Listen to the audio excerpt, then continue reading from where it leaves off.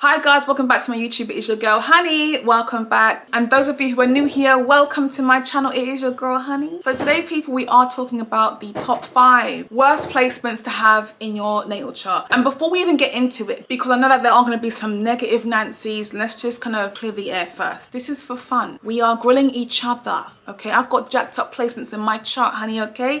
It's not that serious. But what I want to say is, although we're saying worst, it doesn't mean that this is terrible, that you can't have these placements. Excuse me? Hello?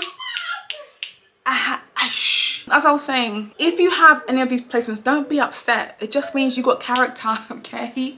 You've got character, honey, and you've got some work to do, but it's not a bad thing because we are all here to evolve. We're all here to be better people. So again, if you have placements that I mentioned, don't worry about it. It's not a big deal because you've got character, okay? And just to quickly plug in, I do have a how to read a birth chart class coming out on February the 5th of 2023.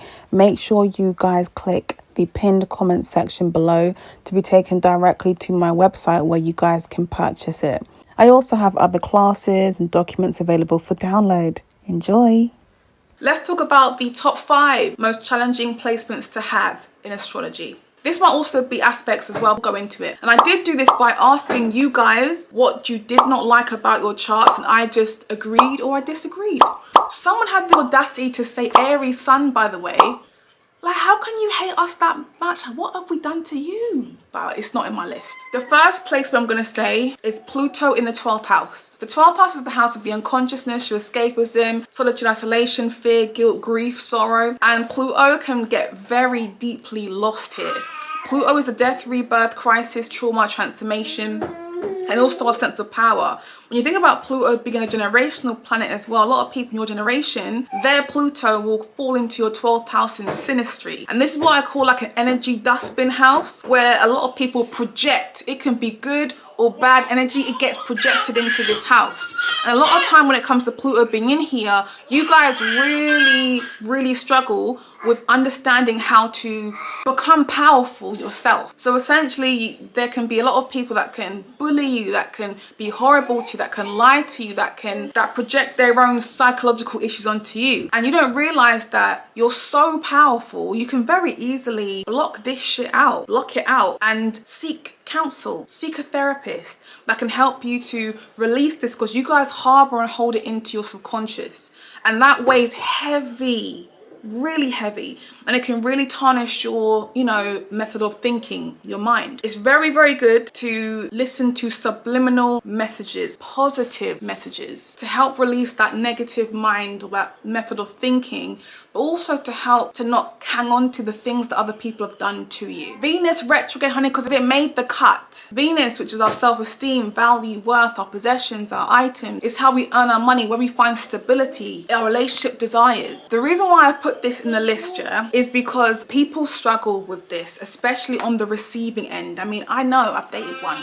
And the retrograde makes it a bit more challenging to release the energy. When you think about retrograde anyway, it represents energy that's kind of being held back, and it's very hard to just let go. It holds a lot of energy in unconsciously. These people can be drop dead gorgeous, honey, like really attractive, but they don't see it themselves. They can't see that they are fine. They can't see it. They're very humble and they have a lot of insecurities.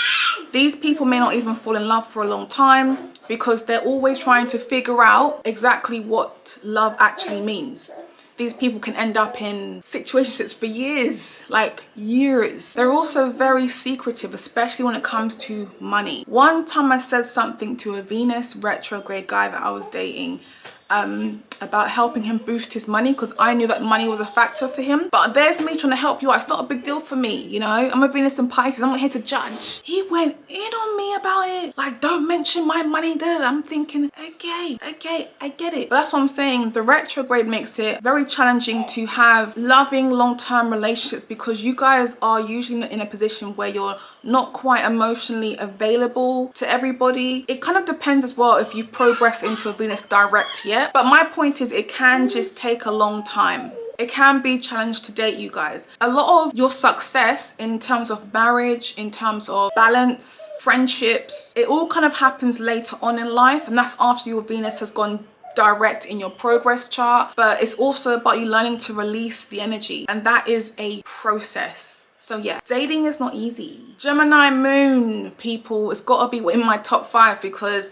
the moon being our emotions, you know, how we feel. It's the Gemini moon people that got really kind of a bit upset, you know, in my Gemini moon video because the way that the moon feels safe and secure. The moon struggles here quite a lot because this is mercurial energy. It can be hard to process your feels. The moon is thinking, and it's like scales. If I think too much, I don't feel enough. If I feel too much, I don't think enough. And it's always like this. That's what I'm saying to a lot of my Gemini moon people is you have to learn to write things down, okay? Get a pen and just write down how your day has gone today. Start writing how you feel, and it slows down the process of speeding up how to feel and overthinking. When you're writing, it's very natural and free for you guys to write. So get into the habit of writing more. These people are also known to others as people who don't care about anything. Of course they care. Like, they do have emotions, but how their emotions are processed is through thought. So it always comes out so they don't really care, but they do. And that's why it's important that they have to learn to write things down. When things are written down, it's easier for the person reading to process how you could be feeling. It also gives you space to reflect on that moment. So it allows you to read the feelings as opposed to thinking how you should be feeling. It takes quite a lot to have these people moved emotionally. And that's why I say you guys have to really work on vulnerability.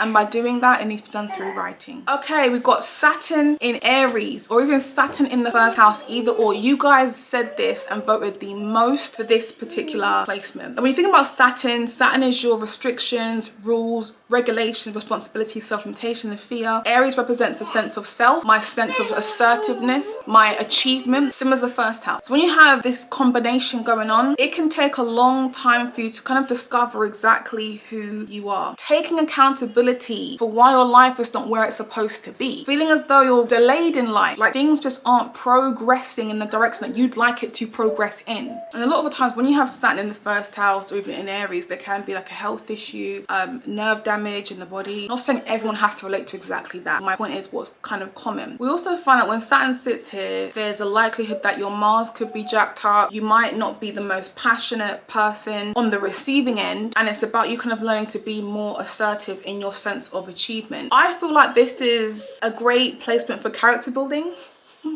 for learning a lot more about yourself over a longer period of time. I'm gonna say it as it is. I'm gonna say Pluto squaring anything.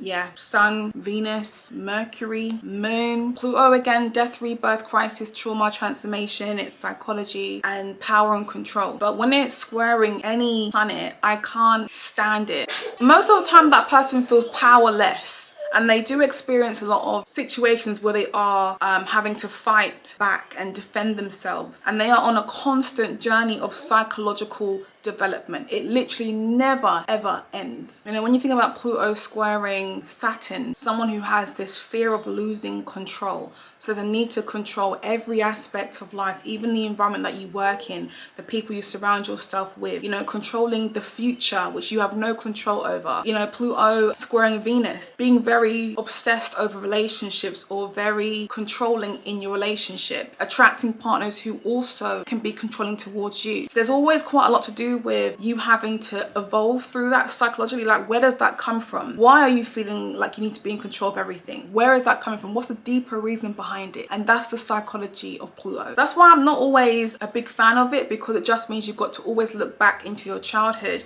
sometimes even your past life, to really get an answer as to why you are so controlling or why you feel so powerless when it comes to Pluto. Because Pluto can be controlling, it can also be powerless as well, depending on the aspects that you have to Pluto. And I want to also point this out as well. This was suggested by Kim. Kim provided such a brilliant list of difficult placements. It's got to be Libra Rising. The reason why I'm going with Libra Rising is because Libra represents the scales. It's balance. And every single house in Libra Rising's chart is ruled by the opposite sign. So what you'll find is you've got Scorpio in the house associated with Taurus, Saturn in the house associated with Gemini, Capricorn in the house associated with Cancer, and so on and so forth. This person has to balance everything in their life. If they are striving in their career, their home life is probably neglected. If they are focusing on relationships, their sense of self is neglected. There's always an opposition or an out of balance that they have to work on, hence why they are the scales. So the ascendant being in Libra is definitely a challenging ascendant to have, because somewhere of their life is always neglected, and it's about them finding ways to compromise. I think the last one I might mention as well is Pluto and Neptune, either or, in that 7th house, people. Oh my god. 7th house is the house of relationships, bonds, titles, marriage, legal binding contracts.